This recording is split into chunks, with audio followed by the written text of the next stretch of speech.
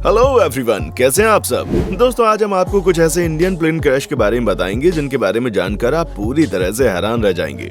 जब आप देखेंगे कि ये प्लेन कितनी बुरी तरीके से क्रैश हुए हैं तो आप भी सोच में पड़ जाएंगे कि इन प्लेन का क्रैश होना कोई भगवान का खेल था या फिर इसके पीछे किसी और का हाथ था।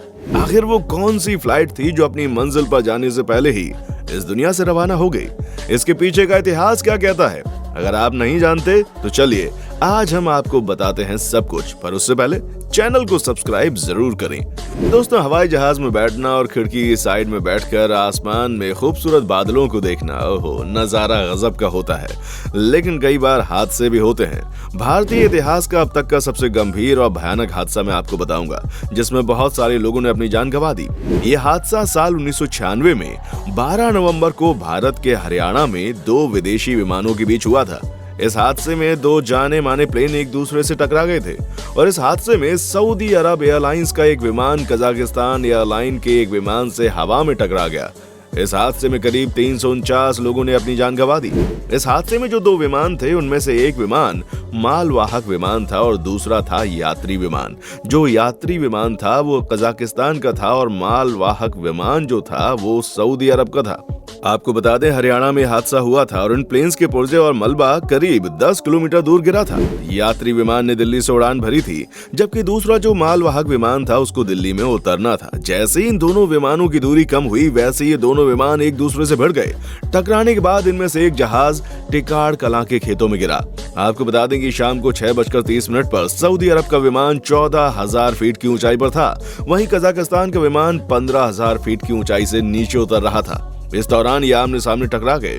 इस हादसे में 349 लोग अपनी जान से हाथ धो बैठे। इनमें से 231 भारतीय, सऊदी अरब के 18, नेपाल के 9, पाकिस्तान के 3 और अमेरिका के 2, साथ ही साथ कुछ ब्रिटिश नागरिकों की भी मौत हुई। 84 लोगों की पहचान नहीं हो पाई। इतने सारे लोगों के शव को रखने के लिए दादरी का सरकारी अस्पताल परिसर छोटा पड़ गया था। इसलिए प्लेन क्रैश आज तक का सबसे खतरनाक हादसा माना जाता है।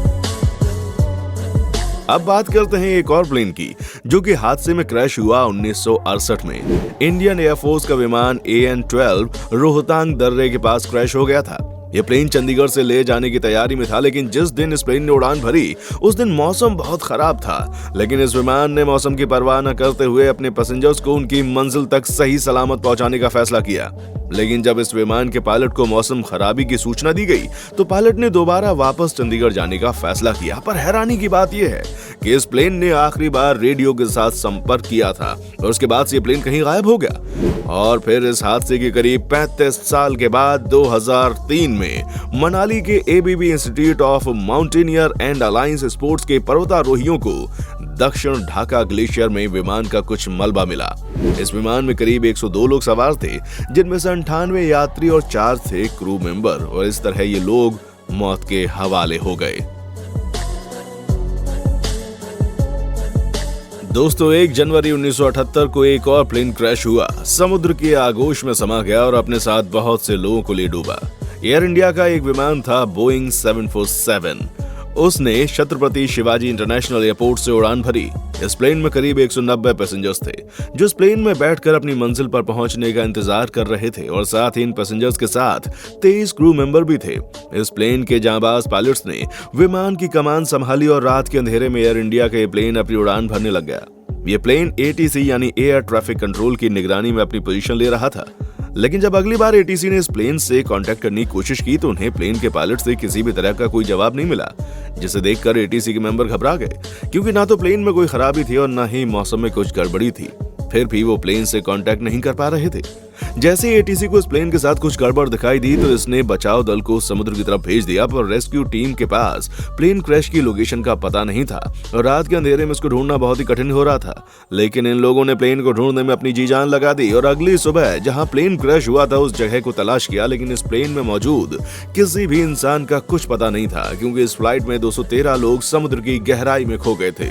फिर इसकी इन्वेस्टिगेशन के लिए एक और टीम को हायर किया गया और जब टीम ने समुद्र के अंदर के राज को देखा तो उन्हें प्लेन के छोटे छोटे टुकड़े दिखाई दिए, जिससे उन्हें अंदाजा लग गया कि अगर प्लेन में कुछ खराबी होती तो धीरे से ये प्लेन समुद्र में लैंड करता, लेकिन ऐसा नहीं हुआ। इस तरह ये प्लेन अपने साथ बहुत सारे राज लेकर दफन हो गया।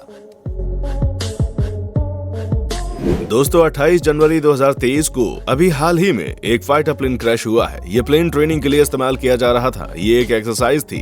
एयरफोर्स की टीम अक्सर ऐसी एक्सरसाइज करती हुई नजर आती है और इसी तरह 28 जनवरी को भी इन लोगों की ट्रेनिंग चल रही थी। तभी दो प्लेन सुखोई 30 और दूसरा मिराज 2000, ये दोनों प्लेन उड़ान भरते भरते अपनी पोजीशन को खो बैठे और एक दूसरे के बहुत ही करीब आ गए। ये इतने करीब आ गए कि दोनों में एक जोरदार टक्कर हुई। इस वक्त ये दोनों प्लेन मुरैना के एरिया में अपनी ट्रेनिंग कर रहे थे, लेकिन लोगों को लगा कि इतनी जोरदार टक्कर होने की वजह से इन दोनों प्लेन्स के हवा में टुकड़े हो गए हैं, लेकिन ऐसा दोनों प्लेन्स के साथ नहीं हुआ। जैसे ही एयरफोर्स को इस धमाके का अंदाजा हुआ, वैसे ही एयरफोर्स की टीम मुरैना के एरिया में पहुंच गई। इन प्लेन में बैठे कमांडर को जख्मी हालत में अस्पताल भेज दिया गया।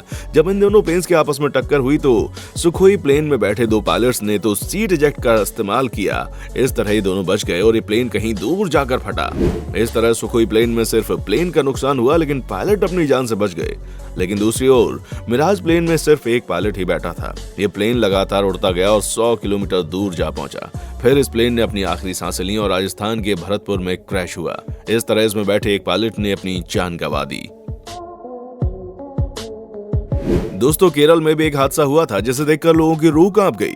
वंदे मातरम मिशन के तहत ये एयर इंडिया एक्सप्रेस का विमान दुबई से करीब 190 लोगों को सवार करके ला रहा था, लेकिन केरल के कोझिकोड रनवे पर आकर फिसल गया। आपको बता दें, जब ये कोझिकोड के कारीपुर एयरपोर्ट पर एयर इंडिया एक्सप्रेस का विमान लैंडिंग के वक्त फिसला, विमान के वजन की वजह से ये काफी रफ्तार पकड़ चुका था और फिसलने के बाद विमान एयरपोर्ट से सटी घाटी में करीब 50 फीट की गहराई में गिर गया और जैसे ही विमान इस खाई में गिरा, इसके 2 टुकड़े हो गए।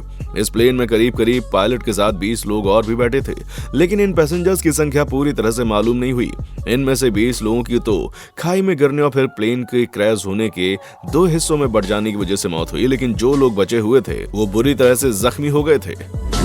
ऐसा हुआ था जब ये विमान लैंड कर रहा था तो उस समय बारिश का माहौल था, जिस वजह से विमान सही से लैंड नहीं हुआ, लेकिन पानी और चिकनी जमीन की वजह से लैंड होते ही फिसल गया और इतना दूर फिसलते हुए गया कि इस विमान के पायलट इसको कंट्रोल नहीं कर पाए। इस प्लेन के मुख्य पायलट थे कप्तान दीपक साठे और उनका साथ देने के लिए इनके सह पायलट थे अखिलेश कुमार।